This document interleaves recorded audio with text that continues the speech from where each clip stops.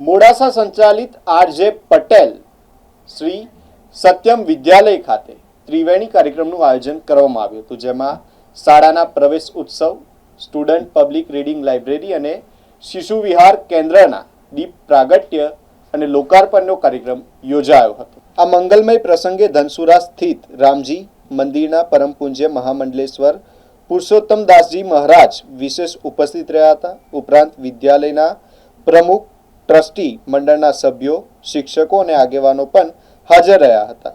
કાર્યક્રમ દરમિયાન નવા પ્રવેશ મેળવનાર બાળકોનું ઉષ્માભર્યું સ્વાગત કરવામાં આવ્યું હતું. બાળકોને ચોકલેટ અને પેન આપી શાળા પ્રવેશ કરાવવામાં આવ્યો હતો.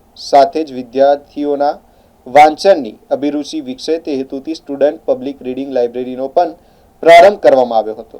આ પ્રસંગે મોટી સંખ્યામાં વિદ્યાર્થીઓ, વાલીઓ અને શિક્ષણ પ્રેમીઓ ઉપસ્થિત રહ્યા હતા. સમગ્ર કાર્યક્રમ ઉત્સાહ અને આનંદના માહોલમાં સંપન્ન થયો હતો.